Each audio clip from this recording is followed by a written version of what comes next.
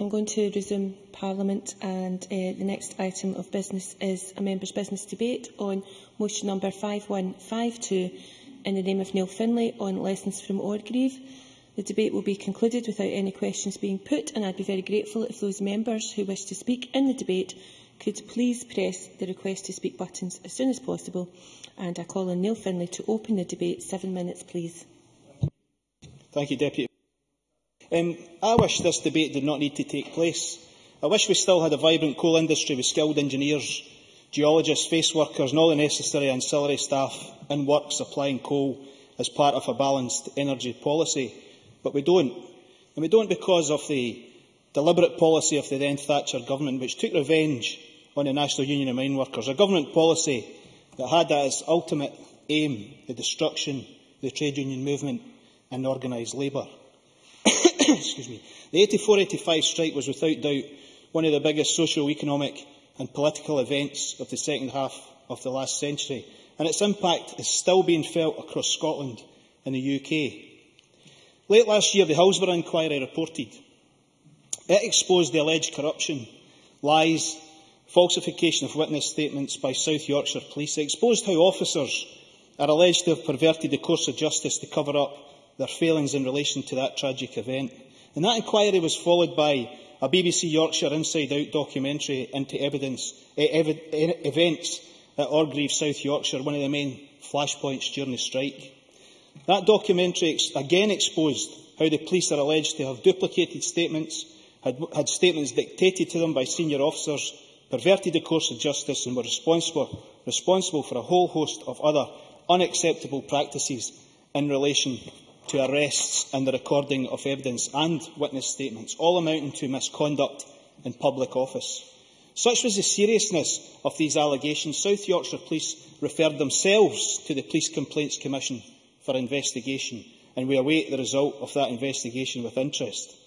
But it's these revelations from Hillsborough and Orgreave that has motivated me to bring forward this motion for debate today, because across the mining communities of the United Kingdom, people know about the politicisation of the police during the dispute. They know about the involvement of the security forces. They know about the snatch squads established to target individuals, usually influential trade union officials and activists.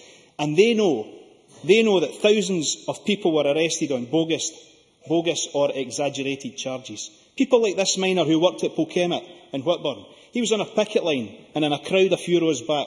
He was pushed over by the police. He fell and was dragged off the road, arrested, charged and sacked. Or this miner, peacefully picketing at Hunterston Power Station, dragged from the crowd and charged with police assault. A man who is adamant that he did nothing wrong and has never committed a crime in his life. Or this man, a strike leader at Bilson Glen, targeted and picked out from a peaceful picket by a police snatch squad, again having committed no crime before or since. Or this man who worked at Castle Hill, and these are his words. He said, "I was in a village with 4 others when the bus went past carrying strike breakers." Well, he didn't quite use the term strike breakers. A group of kids 50 yards down the road stoned the bus. The police returned and arrested all 5 of us. We had nothing to do with what happened. And the next day, a 6th man was also charged, despite the fact that he was actually 3 miles away and in his bed at the time of the incident. The time only allows me to provide these few examples of the 1,400 cases, but there are many, many, many more. And of course, it wasn't just a criminal record that these people received. Over 200 were sacked and lost their redundancy entitlement, and afterwards found it difficult to get work, no doubt because they were blacklisted. And of course, these were the fortunate ones. Some men had nervous breakdowns, became ill both mentally and physically, or died as a direct consequence of these life-shattering experiences, all because of the crime of trying to defend their communities, their jobs and their right to work. So given what we now know about police activity in Yorkshire, I think we have a moral duty to look at that evidence and reflect on what happened here in Scotland. We have to ask, was it only South Yorkshire Police who appear to have lied and fabricated evidence? Was it only South Yorkshire Police who appear to have perverted the course of justice? Was it only South Yorkshire Police who duplicated statements that led to convictions? I find that difficult to accept. We need to establish the truth about whether these arrests and convictions were legitimate or were they a miscarriage of justice. Since launching this campaign in December 2012, over 900 people have emailed the Cabinet Secretary for Justice and the Chief Constable of Lothian and Borders demanding an inquiry. Now, I know that the Cabinet Secretary was involved in the dispute and that he supported miners in Fife and elsewhere, and I congratulate him for that. He will therefore be aware of the allegations that have been made over the years since 1984. He will also have constituents in his own Edinburgh East constituency who are affected, directly affected, having worked at Bilson Glen or Monkton Hall. I hope, therefore, that he will reflect on this emerging evidence and use his own personal knowledge. And whilst individuals may indeed have to take their individual cases to the appropriate body, he could, as has been done in other cases where police misconduct has been suspected, such as the Shirley McKee case or the Chokar case, set up an independent review. He has the power to do so. There is a deep feeling that these convictions are unsafe and that there must be such an inquiry. The Cabinet Secretary has a choice, and can I say, the fact that he is not here today I find absolutely dreadful, and I think that will be noted across the mining communities of the country. He can use the powers of his office to do this, or he can do nothing. But we have to be clear. If he does nothing, this means that innocent Scots will live the rest of their lives as victims of an appalling, politically motivated miscarriage of justice. We need an inquiry. Thank you. This is a heavily subscribed debate. Speeches of 4 minutes, please. I call Siobhan McMahon to be followed by John Wilson. Thank you, Deputy Presiding Officer. I congratulate Neil Findlay in bringing this debate to the Chamber. It is vital that this matter is highlighted in this way and that the sentiments of the motion are progressed to the highest level. I know that Neil Findlay will not give up until this happens, and I can assure him that his colleagues on these benches will give all the support and assistance we can to make that happen. Having been born in 1984, I cannot remember the miners' strike of 84-85. Some would say that I am lucky in that respect. However, that miners' strike and the strikes of the 70s are not lost on me, and I've gone a long way in helping to define my politics. Having lived in Lancashire all my life, I know how important the mining industry has been and continues to be in my part of the world. Be it Shotts, Harthill, Gitsherry, Greengayers, Allington or my own hometown of Belsill, Lanarkshire had nearly half of Scotland's pits in 1910 and continued to thrive until the last pit closure in the 1980s. As an MSP for Central Scotland, I am acutely aware that it was not only Lanarkshire who benefited from this industry. Falkirk also has a proud history in this field, with Larbert, Bowness and Derry, amongst others, being testament to that. My grandpa was a miner and was very proud of his profession. He was determined that his grandchildren would know the sacrifices men like him had made. This resulted in many family visits to summer leave when I was younger, something I know many families in Lanarkshire and beyond continue to do. My grandpa was working in one of the 2 pits at Auchengate in 1959 when disaster struck, killing 47 men and leaving many families and communities in Lanarkshire devastated, even to this day. This is a sacrifice that miners make. They give their lives. It's only by knowing of this tragedy and others like it that you can truly appreciate how galling the treatment of miners by South Yorkshire Police at Orgreave truly is. Despite 95 miners having been awarded compensation in 1985, no police officer, or indeed anyone from the government, has ever been held to account. It's beyond belief that people were persecuted for simply taking part in their democratic right to strike. More than half of the country's mine workers chose to do so as a result of the significant job losses that were occurring at that time. Let's remember that 20,000 jobs were under threat at that time. Strike action is never an easy option, but such was the concern over the future of the industry and the other industries that depended on it, that was the only option available to the men and their families at that time. As Brenda Proctor, chair of the National Women Against Pit Closure, said, "I am proud to have been involved. It wasn't about money or hours or pay. It was about communities and jobs and the future of our children for generations to come." That is why I support those calling for a Hillsborough-type inquiry, an inquiry that must look at the whole of the UK. I don't believe that the incidents at Orgreave were isolated. Therefore, it is now time for the Scottish Government to take some action. The Scottish Government should not only add their voice to those calling for an investigation, but they should carry out their own investigation for those 900 minors who have already emailed Ken McCaskill and the many more that will follow. Too many minors have died with a criminal conviction to their name. It is for those men and their families that we should do all we can to clear their names and join our own loyalty parade, albeit 29 years on from the original events. I hope the Scottish Government will now do the right thing and order an investigation in Scotland. Thank you. Thank you. I now call John Wilson to be followed by Anne McTaggart. Thank you, Presiding Officer. Can I refer members to my register of interest? And may I also add my congratulations to Neil Findlay on initiating and securing this members' debate. I believe that it is extremely important to recognise, as in the motion's intention, the value of integrity of due legal process with regards to potential miscarriages of justice. Neil Findlay is right to identify what happened in South Yorkshire and the South Yorkshire Police referring themselves to the Independent Police Complaints Commission for investigation. There can be no doubt that after the allegations surrounding Orgreave and in particular Hillsborough, that there are indeed lessons for policing, not just in Yorkshire but elsewhere, including Scotland.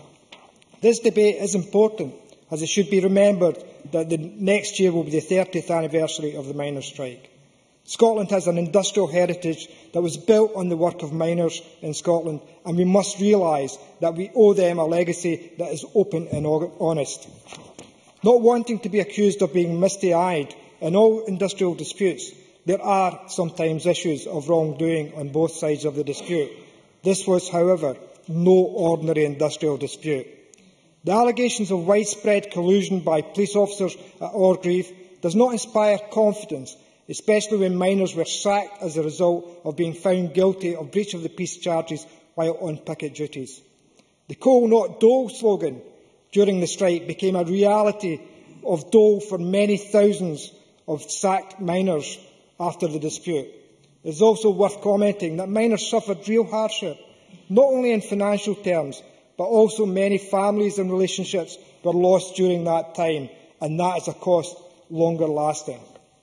Also, the pictures of Yolande Dodds lorries that look more like armoured personnel vehicles flying through the picket lines at Ravenscraig is one of the lasting images of the miners' strike. So the strike and its aftermath does have a particular relevance for Central Scotland. Nearly 300 people protesting at the entrance of the site were arrested on the 3rd of May 1984 at Ravenscraig. Neil Findlay quite rightly is looking for justice now and in the future, and also whether the Scottish justice system is robust enough to take criticism is a moot point, particularly when, as he has highlighted in various media outlets, a significant number of those arrested did not have any previous convictions to their names.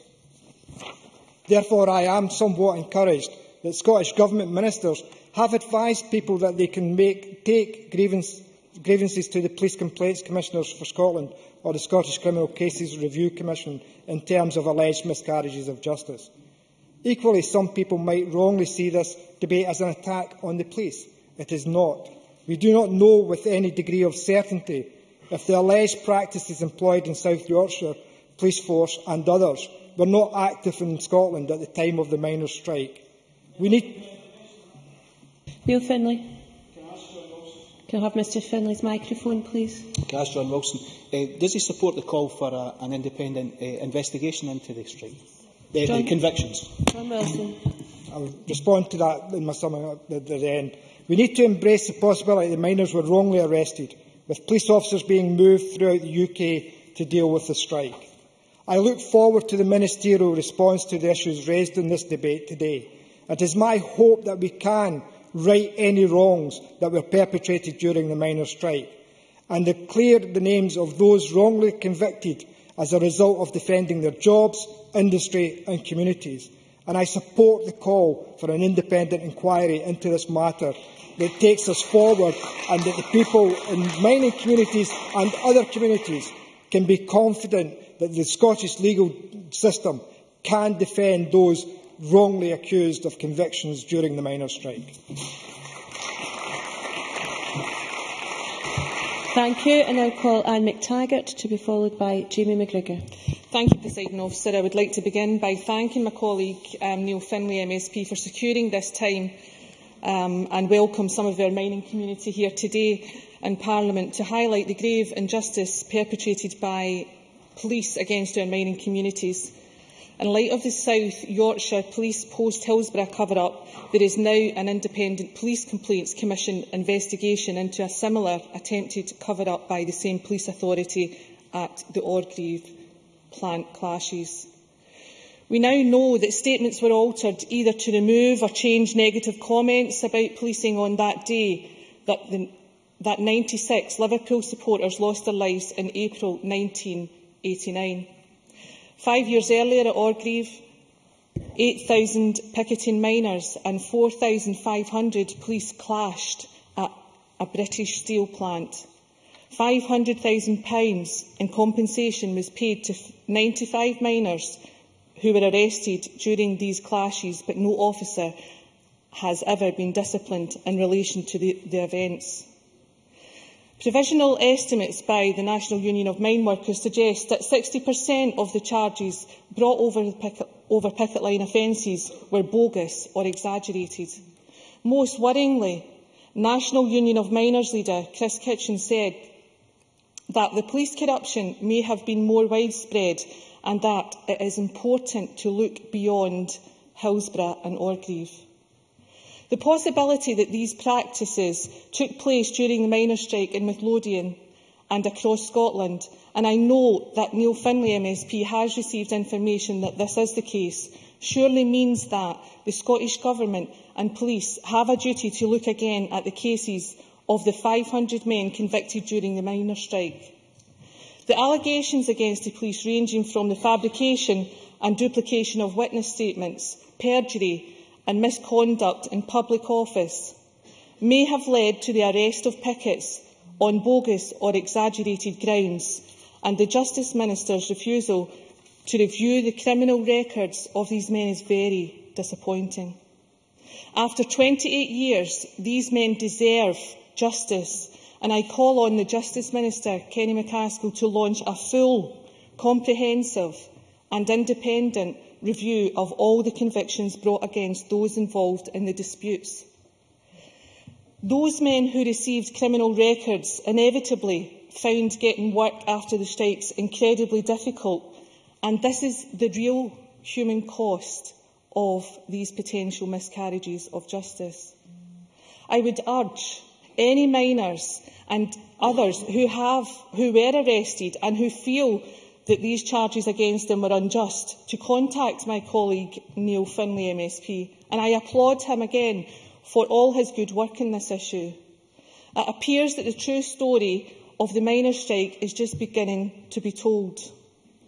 I would also add that the creation of the new National Police Service, Police Scotland, is as important now as it's ever been that we have proper scrutiny of policing operations.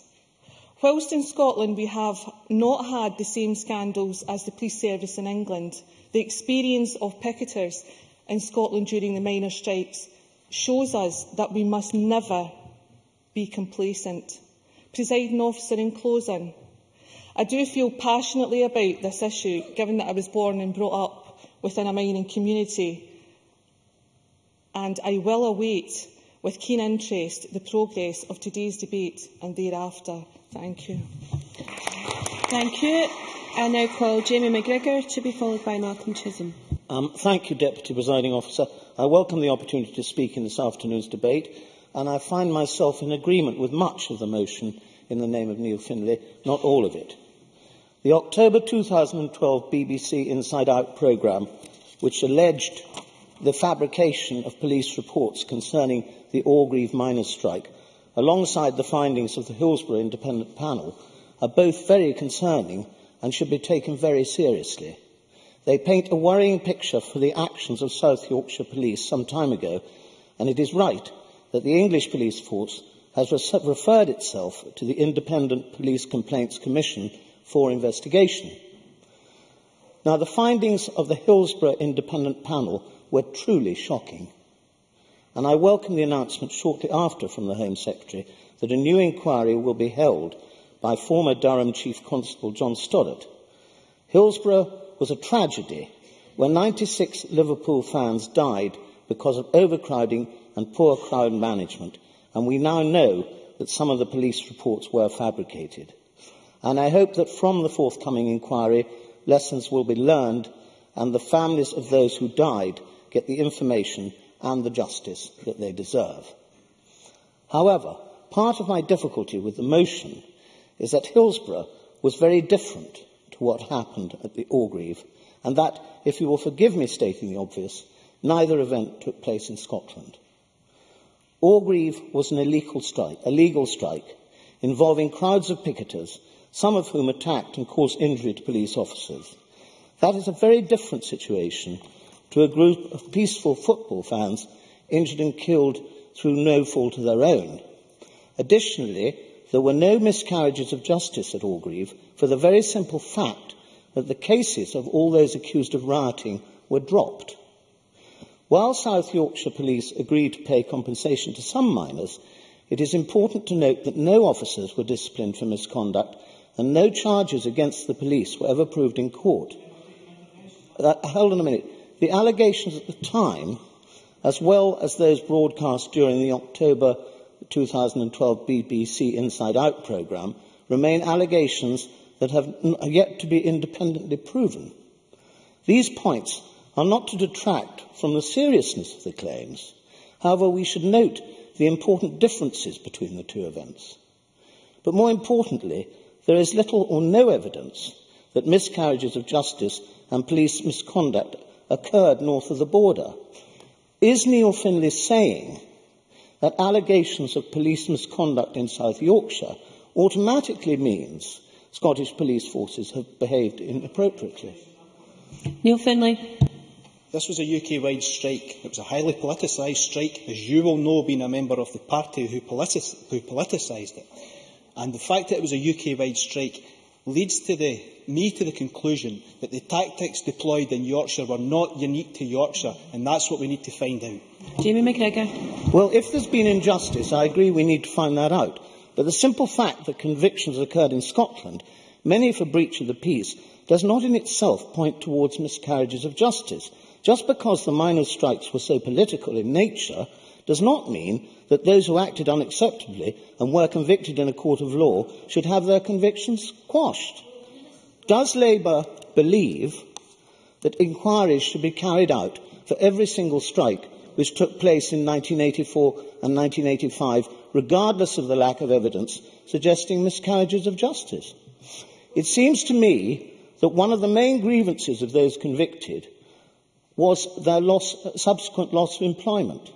However, this is a matter for employment law and not an issue with the original criminal conviction.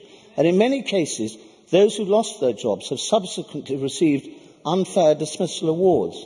I also note the language of the motion. You must come to a conclusion. Well, I'm sorry, I'm in my last minute. I do note that Neil Findlay appears to have toned down his language, and he wonders if there's a need, rather than demanding a full, independent and comprehensive review, and I would agree with that. Thank you. I now call, before I call Malcolm Chisholm, due to the number of members who still wish to speak in this debate, I'm minded to accept a motion under Rule 8.14.3 from Neil Findlay that the debate be extended by up to 30 minutes. Would Mr Findlay care to move that motion? Move the motion. Is the Parliament agreed?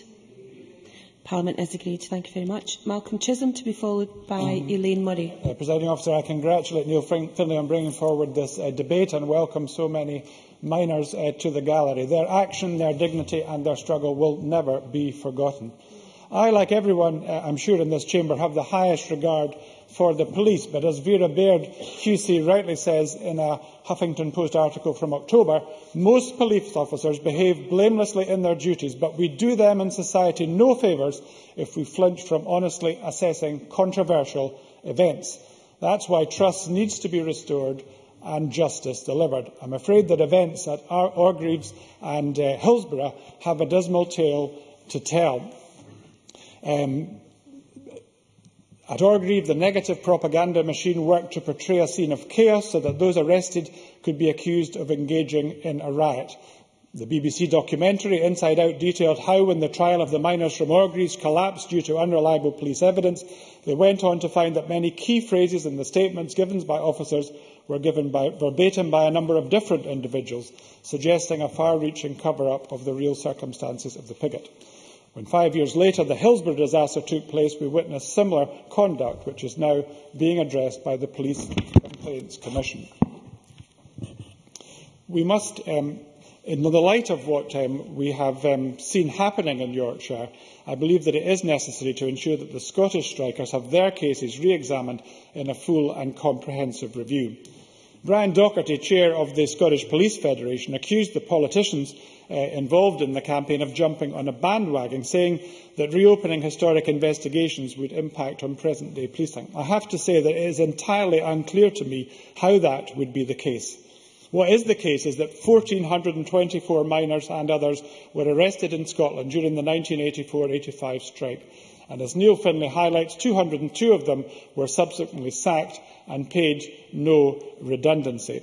Those picketing legitimately and understandably in Scotland, people who had never committed an act of violence or aggression, passed through the prison system and emerged with convictions based on, what is in all probability, adulterated evidence. These convictions have stayed with them. They are not a temporary affliction, since criminal convictions affect every part of life and have a palpable impact on families and communities when individuals struggle to gain access to employment. I also want to emphasise that this debate is about respect. Respect for the rights of individuals in a democracy to have their cases given a fair trial, regardless of how many years may have passed in the interim. This is not about jumping on a bandwagon, but about ensuring that justice for our constituents and our citizens is delivered. It is also about respect and trust for our police force, because if justice is not seen to be done, then that vast majority who serve our communities with diligence and integrity may be tarnished by the indiscretions that are seen to go unpunished. I understand some concerns that have been expressed about the cost of a review in Scotland, but to suggest that this is simply a case of backing a bandwagon does an immense disservice to the people who have had to suffer with a black spot against their names throughout most of their working lives. I also think that the expense would not be a very significant factor, and certainly is outweighed by the injustice that has been done to so many. So today I stand with Neil Findlay and the miners present with us in asking for renewed efforts from the Scottish Government to initiate a review so that those who acted within the law in rightful protest may have the opportunity to clear their names. I'll finish with the statement of Alex Bennett, a former miner who was convicted of breach of the peace during the strike. He said, "The judge found me guilty. The next thing I got through the door was my P45, and I was blacklisted for 3 years. I was left with a criminal conviction when I had done nothing wrong. You don't forget that. What they did to us was an outrage." The miners won't forget it, and neither should we. I support the motion. Thank you very much. I call Elaine Murray to be followed by Margot MacDonald. Thank you, Presiding Officer. I too would like to congratulate Neil Findlay on bringing this motion to Parliament, and indeed for the diligence both he and his Westminster colleague David Hamilton have displayed in pursuing this issue. Deep mining was more than just a job in the communities of Upper Nithsdale. It was the core of the community, the reason that some of its villages, such as Kellerholm, existed at all. And when on the 9th of March 1984, thousands of local miners came out on strike, they did so to protect the jobs on which their communities depended, and importantly to protect their way of life and to protect the cohesion of those communities. They were aware of the Conservative government's determination to destroy the power of the trade unions and of the National Coal Board's plans to close 20 pits with the loss of 20,000 jobs. The NCB planned to develop a number of super pits, if we remember, using new technology with less manpower, a move which signalled the end of mining in Scotland, Wales and many parts of England. I and my colleagues John Syme and Jim Dempster, both Upper Nithsdale councillors and both former Upper Nithsdale miners, We're happy to sign up to Neil Findlay's campaign for an investigation into cases against striking miners prosecuted by the police in Scotland, and we were advised by our local Chief Constable of the procedure for individual complaints. And John and Jim, I know, have been asking local ex-miners about their experiences. So far, no one has come forward, although I believe there's a story of someone who ended up in a police cell wearing his pyjamas because it just happened to be going for a pint of milk at the time when a lot of miners were picked up.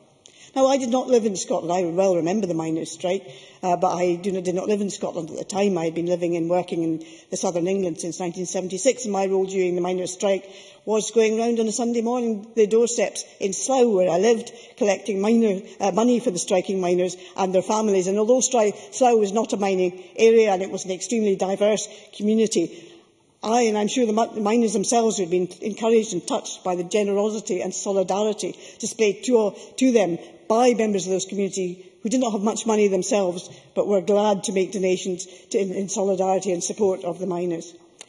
And I do not want to imply widespread corruption in the English police forces or the Scottish police force, but I do have personal experience going back to 1979 that individual police officers believed that they were above the law. I was active in the Anti-Nazi League during the time when the National Front were very active in the run-up to the general election in 1979. And I personally, and some members may remember the death of Blair Peach, who 14 witnesses saw being struck by police officers, but that was never taken to court. The day before, I was in a demonstration in Leicester where I observed an agent provocateur encouraging demonstrators to throw stones and then being ferried off in a police van quite happily.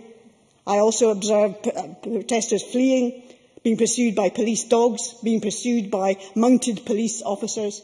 And on one occasion, when I was on a picket line, a police officer assaulted me, seeing a small and, in those days, thin and slight lady, and believed that he could drag me in. And if I had been dragged in, I dare say I would have ended up with a criminal conviction too.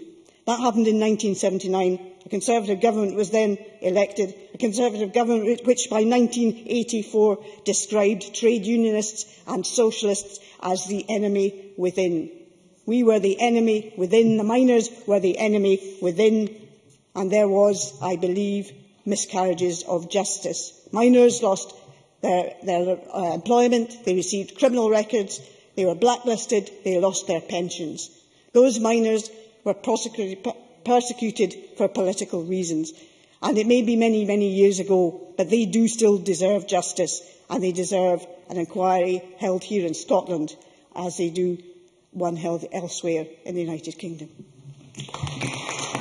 Thank you very much. I now call Margot MacDonald to be followed by Michael McMahon. Presiding Officer, may I beg your permission to sit? It's not a very good day for me. I don't want to congratulate Neil Findlay. I want to thank him and give him a great big hug for getting this on the agenda and for having as many people give up their lunchtime. But then that's not all that much to give up. I was a reporter when I saw a lot of families give up a great deal that they didn't want to, but were forced to, during the miners' strike. Now, I was supposed to be neutral because I was broadcasting, but as one Bob Brown will testify, I helped conduct the forum for the miners, giving news about what was happening where and when. I saw a great deal of the humanity in the mining community at that time. I also saw a difference, and I hope some colleagues will take this, and Malcolm Chisholm will know what I mean, when I talk about the difference between the leadership on both sides of the border, which perhaps gave rise to the different attitude. As far as I could work out, south of the border, there was a split, a social split, 50-50 more or less. You moved much further to the right in Scotland before you came to the split.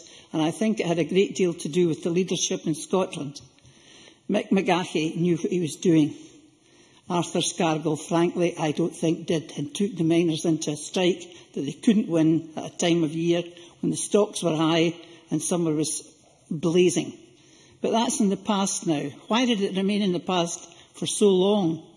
Because we don't know cabinet secrets, and we don't get to know secrets like what happened in such an important social and industrial event as the miners' strike for about 20 years afterwards, when memories have faded just a bit and it can be tackled more objectively. That's why we are right to say we'll have an inquiry now. because you can get justice now, but you don't hurt people unintentionally. And just in evidence of how people were hurt unintentionally, it might sound daft, but this happened. I hope Jackie Aitchison doesn't mind me taking his name in vain, but he stepped over a line. The police wanted to have a line to keep the miners back, so someone got a bit of chalk and drew a chalk line in the road, and Jackie Aitchison, I think for devilment, stepped over it and back again, and he was lifted. Now that was stupid. That was futile if anybody was trying to pursue a line that would be respected by the miners. So there was a wee bit of a breakdown between the miners and the police, but nothing like what there was in Yorkshire, and for that we have to be grateful and I think acknowledge it, which is not to say that there are not genuine grievances that should come out in an inquiry and should be explained to people. So I'm very, very pleased to support Neil Findlay's motion. Thank you. Now call Michael McMahon to be followed by John Finney. Thank you, Deputy Presiding Officer. I'd like to join in congratulating Neil Findlay on securing today's debate. Well, it's not a good idea to revisit historical events in order to do nothing other than pick at old sores. There are some events which are important enough to re-examine in order to learn lessons and, if it is possible, to rectify wrongs. That's clearly the case with this issue, and Neil Findlay is absolutely right to ask the Scottish Government to consider looking into this matter in a manner in which the miners were policed in Scotland, and to clear the names of those who were criminalised for doing no more than engaging in industrial action in defence of their industry, their individual lives and indeed their heritage. In 1984, I was the GMB Union's representative on the STUC Youth Committee. Being part of that body helped me gain a wide knowledge and understanding of many domestic and international issues. Nothing taught me more, however, than what I experienced and learned in supporting the miners at that time. Hard as many of the lessons were to take, nothing angered me more than the way in which some police officers conducted themselves so badly across the country, but even more so in Lanarkshire, in dealing with the dispute there in my local community. A community divided between supporting the miners and protecting its steelworks at one and the same time. To this day, I recall in horror the sight of sneering police officers waving £10 and £20 notes in the face of miners picketing the Ravenscraig steelworks to stop the scabbing Newland Dodge lorries entering the complex, to break the tripartite agreement between the miners, the rail unions and the steelworkers. Well do I remember Tommy Brennan scuttling out of the community centre in Newmains to avoid the miners from Polkemmet Pit, lobbying him to plead with him to stop undermining their struggle by taking the scab coal being driven into the Craig each day. Seeing trade union colleagues so at odds with one another was not a pleasant experience. But what lives with me most is the litany of harassment and victimisation that was visited by my friend and fellow trade unionist who worked at Polkemmet Pit and whose life was made a misery by the local police in his hometown of Shotts. He was constantly stopped in his car as he drove about and regularly obstructed in the street as he went about his local community, drumming up support for the dispute. A young man who had never been in trouble with the police in his life to that point, but found himself with road traffic offences against his name and a string of trumped-up breach of the peace arrests carried out against him for no other purpose than to break his spirit and undermine his efforts to act as a committed trade union activist.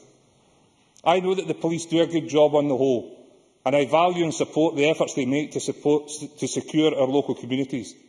But there remains the ability for the power they wield to be a destructive force when it is allowed, or even directed, to be unleashed against groups in society who are deemed to be a threat to the designs of the government of the day. We need therefore to look back at what happened during the miners' strike, to learn the lessons of history so that we do not allow them to be repeated today. There can be no justification for individuals and groups, other than those who may genuinely pose a direct threat to the security of our country, for being subjected to surveillance. No one should face trumped-up charges and organised police harassment in Scotland today for having no more than political views which do not suit the government of the day. To show that we know that those lessons have been learned, we must say to those who were wronged during the miners' strike that we know this to be the case and that the stains placed upon them by those past mistakes are to be removed. We need the inquiry Neil Findlay has called for. Nothing less will do, Minister. Thank you. I now call John Finney to be followed by Helen Eadie. Thank you, Presiding Officer. I too congratulate Neil Findlay in bringing this matter to Parliament. It's important for everyone elected to represent the public to articulate the concerns in their communities, and the genuine and heartfelt concerns are properly being addressed today. The motion poses the question, can lessons be learned? Well, clearly they can be learned, and I'm not going to go over a lot of them. I'm going to perhaps approach it from a slightly different and perhaps, given Graham Pearson not being here, a unique position as a former police officer and full-time official of the Scottish Police Federation, where my role was to defend people accused of misconduct and disciplinary offences. What's been alleged here is serious offences which would be out with that particular remit and rightly dealt with by the courts. Now, I certainly wouldn't condone any wrongdoing, not just on a personal basis, because it would undermine the whole fabric of the criminal justice system.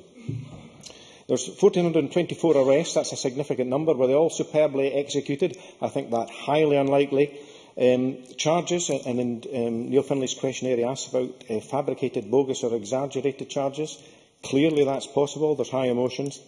Targeting of strike leaders, I found perhaps the most concerning aspect, and when we hear of the pernicious influence of the UK security services, the people who decide who the goodies and the baddies are, and the subsequent events about blacklisting, then I think that there's every likelihood that was the case. Now, I'm very keen to defend workers' right to strike. I personally favour the reversal of some of the anti-union laws, secondary actions, picket numbers and locations. And I think we must try and look ahead. The situation in Scotland was different from South Yorkshire, but the situation in North Yorkshire was different from South Yorkshire. And the influence of the Metropolitan Police, I have to say, a negative influence, was often a factor there. There was, however, UK coordination, and people will say that it was about mutual aid, about communications at the time, but there was very, very clearly politicisation of the police role, and that causes understandable concern to many, myself included. I have a number of queries about a review of all cases. I certainly favour, and I have discussed this very briefly with Neil, the due process being exhausted, and that has been outlined. The questionnaire that was issued covers appeals, but doesn't say how many complained to the police and what the response was. Now, having said that, I can well understand that miners would have good cause to believe that if the state was involved in the extent that they were in the miners' dispute, that there would be little worth in complaining. I wonder what form a review would take. I wonder, would witnesses be competent, compellable? The right to not self-incriminate, which would apply to not only police officers but miners as well. The relationship with the criminal justice system, which can't be bypassed. If someone has done wrong, it's not a review we have courts to serve that. The right to defend accusations levied if someone's dead, and that applies to officers and mine workers. Now, I'm not reticent at challenging the authorities indeed have been pursuing the issue of how one would make an individual complaint against the Lord Advocate acting as an individual. Do I accept there are issues to be addressed? Yes, if the process is exhausted. Do I think a review of the whole event would help? Well, clearly, given what we've heard, yes. Do I support an independent inquiry? Well, it would depend what it would mean. My personal preference is for clarification of events rather than incrimination, recrimination, I should say. And events elsewhere, whether that's the north of Ireland or South Africa, show the benefit of truth and reconciliation. I think that might be very challenging in this particular instance. It's clearly the concerns that have been voiced are not going away, and for that reason I would now review my position and support an independent inquiry. Thank you. Thank you very much. Can I remind members to speak through the chair and to use each other's full names? I call Helen Eadie, to be followed by Drew Smith. Thank you very much, Presiding Officer, and I too support the call for an independent inquiry, and I congratulate Neil Findlay for his work in this regard and pledge my support to him in anything that I can do to help from the Fife collieries. And we have to remember, over the years, there was a particular culture, and at that time, Maggie's Army was the nickname given to the police across the United Kingdom because of the politicisation that John Finney has just spoken about. And I congratulate him on his contribution. And the only thing I would disagree with would be his conclusion that there shouldn't be an independent inquiry, because here we're talking about criminal records that will be on people's records for as long, and that should be really cleared.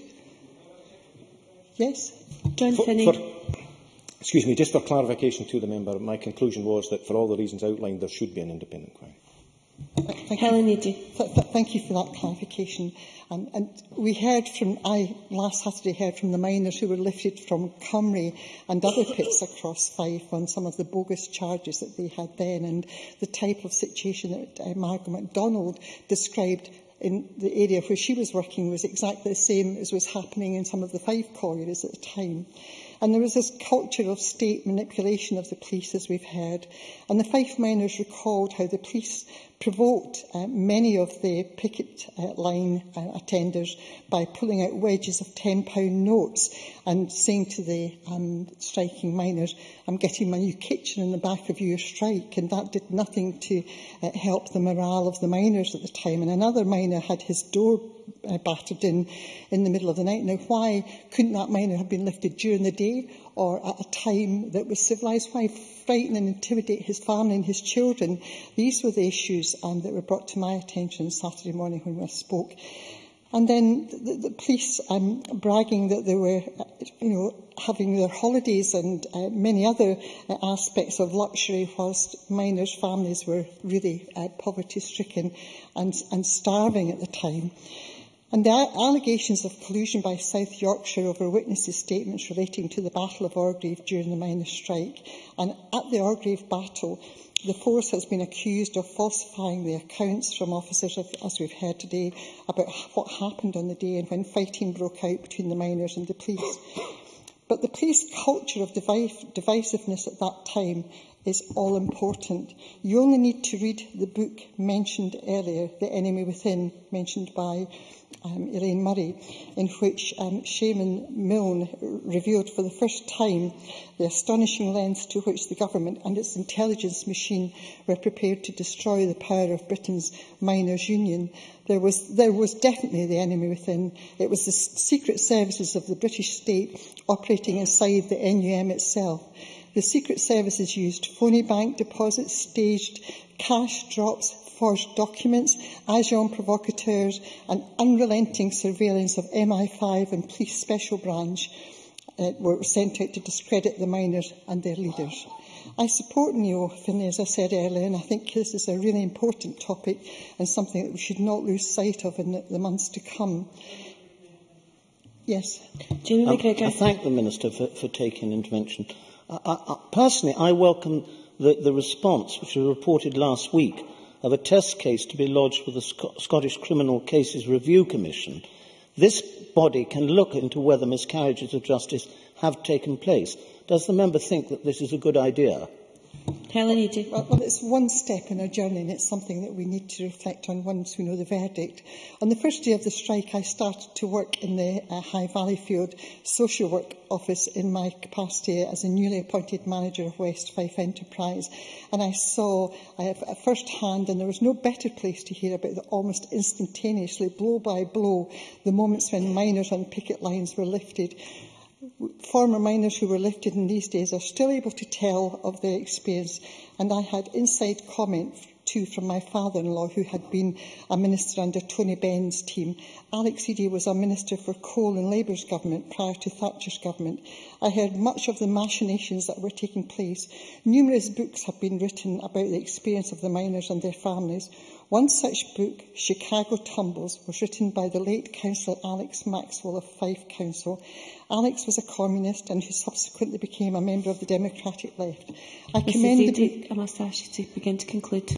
I commend the book to those who want to know chapter and verse of what happened to the various miners in Fife. And if I have one worry over the state police force, it is, as Anne McTaggart said, we must never allow it to be politicised in the way that happened during Maggie Thatcher's time. And, Presiding Officer, we have a duty to expose what happened during those times. And I congratulate Neil again. Thank you very much. Drew Smith. Thank you, Presiding Officer, for your forbearance. I hadn't intended to speak in this debate, knowing that Neil Findlay and others would do this subject such justice, but having sat through it, I didn't feel that I could leave without adding my own name to the official report. Much like Siobhan McMahon, I don't remember the 84-85 strike well, although being a bit older. I was around, and I was born into a prosperous town in the West Lothian coalfield at that time. Prosperous, perhaps overstating it, but a town where We had in Whitburn with the Chemic Colliery, Levi's, British Leyland along the road, and as a toddler at the time of the 84-85 strike, I often think about the changes that were going on in the world, and the trial for parents and for families, bringing up children in those communities, knowing that the world that they had enjoyed seemed to slowly be disappearing away from them, and that the life chances of my generation and those that came after me were about to change so much, and they still are in those communities. I had many members of my family who were minors, and I won't list them all. Speaking without notes, I hope I can give some justice to their experience in the pits in this contribution. And I also remember the many uncles and family friends and others that I knew around the town who, as I grew up in that community, a different community from the one that I was born into, but the community that I grew up in, such a different place where many of those men never worked again. And one of my proudest debates to take part in when I joined this chamber, and I was glad that my grandfather, who was a miner, was able to see me elected here, and he spoke to me about this debate, was the Upper Clyde Shipbuilders debate, one of the very first debates that I took part in this chamber. And we celebrated the success of men and women taking part in an industrial dispute to save their industry, to transform the life chances of their families and their communities, and so they did in the Clyde, and we're proud that we're still building ships in the Clyde as a result of the stance that they took. All for the miners, that they had been able to achieve the same, but the dignity of their fight is no less because they were unsuccessful. I think that at this particular time, and I see that the Minister has been taking notes throughout this debate, and I know that she's perfectly capable of throwing away the speeches and remarks that the Cabinet Secretary has made on this matter before now. And if she does take the opportunity to recognise that at the time when we are creating a new police force, Police Scotland, now is absolutely the time to examine, particularly in the case of Lothian and Borders, whether or not there is a case to answer, and that we make sure that we set up this new police force that can genuinely police by consent in these communities, and know that the charges of the past have been answered. This was absolutely a UK dispute. I had uncles in South Wales involved in the 84-85 strike, and the issues there will be similar. I have no doubt that the collusion that went on in the strategies of police forces around the UK would have been similar, and there would have been some element of coordination from the centre. I just don't believe that there could not have been. And I would say this is probably the biggest remaining sore in industrial relations in Scotland. It's unique in that sense, but we need to make sure it's unique. We need to make sure that this can never happen again, and that is why it is right that we have an inquiry at the outset of the set-up of Police Scotland. And the last thing I would say, Presiding Officer, is simply this. I think we need to reflect on what side of history we are on. I think the right side of history will see this dispute thoroughly examined and people held to account. I just hope that the Scottish Government are able to provide that for us, because if it is not this government that does it, I hope that a future government will, and I hope that my party will commit to being that government if the Scottish Government does not step up to the plate in this term, because that inquiry and those results should come while there are still mine workers and their widows here to know the truth and to receive compensation if they are able to get it. Thank you very much, Presiding Officer. Thank you very much. I now invite the Minister, Rosanna Cunningham, to respond to the debate. 7 minutes, please, Minister. Thank you, Presiding Officer. And can I too congratulate Neil Findlay in securing this debate today. We've heard during the debate from members representing communities and individuals who are scarred by the traumatic experience of the miners' strike. Now, unlike some other younger members, I remember the strike only too well, the extended nature of it and the huge impact it had on the mining communities directly, but indeed on the wider community as well, because, as I recall, some of the despair that was being felt was going out far beyond just the mining communities too, and very many people were very emotionally caught up in that, quite rightly. It is scarcely believable that it was nearly 30 years ago that the strike took place, and it is true that the aftermath continues to linger. If I could turn to the motion for today's debate, it refers to issues raised about the actions of South Yorkshire Police during and after the Hillsborough tragedy, and to the specific procedures in England for referring complaints about the police. And the motion also refers to possible miscarriages of justice during the miners' strike in Scotland. If I could first deal with the question of police conduct, it is important to emphasise that there are specific and distinctive arrangements in Scotland to consider and investigate complaints against the police. Any complaints that predate the establishment of the Police Service of Scotland on 1 April can still be raised with the new Chief Constable to investigate. If, following that investigation, people remain unhappy about how their complaint has been handled, they can then ask the Independent Police Investigations and Review Commissioner to undertake a review. In the event that there are allegations of criminality by members of the police operating in Scotland, whether from a Scottish or other UK force, the allegation can be referred to the Crown Office and Procurator Fiscal Service. Scottish ministers, rightly, have no role or right to intervene in these processes for considering complaints against members of the police.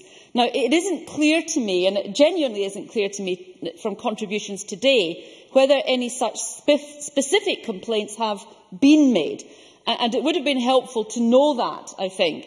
But in any case, even a successful complaint against the police would not in and of itself result in a conviction being overturned. Those two things don't automatically one follow from the other. If the desired end is the actual overturning of convictions, then I need to remind members that there is a proper path for that, which is not via the police complaints process, although I accept and understand that, in fact, both paths might be and wish to be utilised by individuals. But convictions are dealt with in a different way. There is in existence a Scottish Criminal Cases Review Commission. The crucial role of an independent Criminal Case Review Commission was recognised by the then UK Labour government back in the late 1990s, with the Commission being established in 1999, and it provides precisely the route and potential outcome that I presume Neil Findlay is seeking, that is the possibility and capacity to actually overturn criminal convictions. Neil Findlay. Thanks very much. We understand the routes that are available. There is no reason why the Scottish Government could not have set up an inquiry similar to Hillsborough, and at the same time people could pursue any complaint via the routes that the Minister has explained. Minister?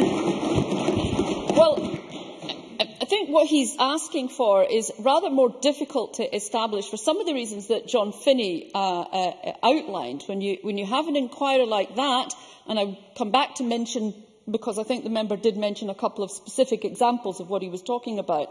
I'll come back to mention them later. That does not necessarily deliver the result that the member is looking for. It is the Commission that has the responsibility in our system to investigate potential miscarriages of justice. And it operates entirely independently of our courts, of the police, of prosecutors and Scottish ministers, and that is as it should be. Michael McMahon. Could I have Michael McMahon's microphone, please? In previous sessions of this Parliament, we've had similar arguments from the previous administration in relation to calls for an inquiry into abuse at care homes. The government at the time said, for all the reasons that the Minister is saying, that how difficult it was to do this and no outcome would be forthcoming. But eventually, the government relented and an inquiry was held. There are precedents in this Parliament for that to happen, and it could be done on the same basis. Minister? I think absent any indication that there have been any specific complaints made within the police or to the police, absent any. And again, I'll come back, if I have time, come back to it, about the possibility of going to the Commission. That there hasn't even been, as yet as I can understand it, any specific attempt to use the current processes that are available. I really must get on. I've only got a minute and a half left. I'm sorry. I will extend your time if you need it, Minister. Thank you. Right, I'll take another intervention. Thanks very much. So, Minister, just so I'm clear, Minister, if complaints come forward and they are being accumulated as we speak, then we may be in a position for you to agree to have an inquiry. Is that what you're saying? It's not what I've said, and I think Neil Findlay ought to be careful when he's listening. And you know, it is about using the existing processes that are available to people to pursue either complaints against the police and or miscarriages of justice and an attempt to overturn convictions. Ministers cannot overturn convictions, and if overturning convictions is the required end, that is not something which it is capable of a government minister to do. Now, it is right that members raise awareness of important concerns being raised within their communities. Can I just make some progress here? And we've heard that done eloquently today by Neil Findlay, by a whole range of members, all talking understandably and eloquently about the history of this, about the impact on communities and individuals, and about the lingering anger and resentment about what has happened. But it is also important to be clear that we don't want to go back to the time before we had the Commission, when government ministers did then have a direct role in deciding whether to quash criminal convictions. Ministers simply do not now have the power to quash convictions.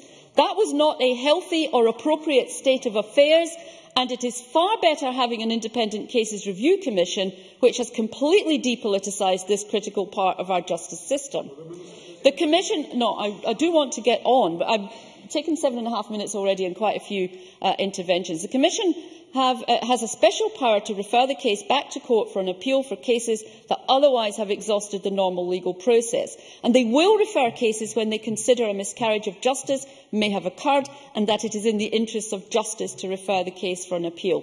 Ultimately, it is only a court which can now determine if a miscarriage of justice has arisen and quash the original verdict.